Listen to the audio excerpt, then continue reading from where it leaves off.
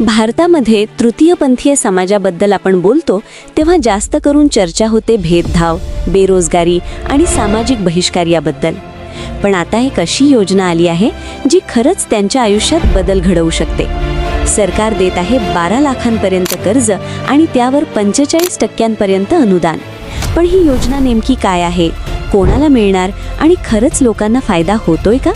आज आपण हे सगळं सोप्या भाषेत समजून घेणार आहोत. सर्वात प्रथम तृतीयपंथीय यांची वास्तविक परिस्थिती समजावून घेऊया. भारतामध्ये तृतीयपंथीय लोकसंख्या लाखांमध्ये आहे, पण त्यांच्यापैकी खूप कमी लोकांना शिक्षण, नोकरी किंवा व्यवसायाच्या संधी मिळतात.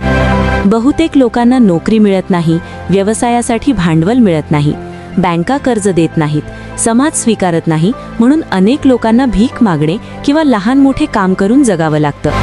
इथेच ही नवी योजना महत्त्वाची ठरते. मग ही योजना कोणती की पाहूया. या योजनेने नेमका कोणता फायदा होईल ते पाहूया. ही योजना काय आहे? सरकारने तृतीयपंथीयांसाठी आर्थिक स्वावलंबन योजना सुरू केली आहे. या योजनेत 12 लाखांपर्यंत कर्ज, 45% अनुदान, तसेच व्यवसाय सुरू करण्यासाठी मदत, प्रशिक्षण आणि मार्गदर्शन, कमी व्याजदर. म्हणजे जर एखाद्याने 10 लाखांचे कर्ज घेतले तर त्यापैकी जवळपास 4.5 लाख रुपये परत करावे लागणार नाहीत. हे खूप मोठं अनुदान आहे. म्हणजे जवळजवळ राहिलेली जी काही रक्कम फक्त परत करावी लागणार आहे. मग हे कर्ज कोणत्याही व्यवसायासाठी?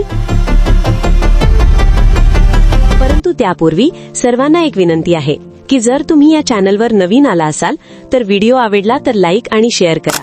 तसेच अशाच प्रकारे नवनवीन योजनेचा व्हिडिओ पाहण्यासाठी आत्ताच चॅनलला सबस्क्राईब करा. तुमच्या काही शंका व प्रश्न असतील तर मला कॉमेंट नक्की करा.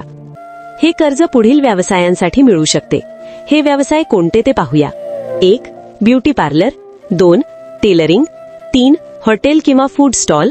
4. किराणा दुकान. 5. ऑनलाईन व्यवसाय. 6. Service centre.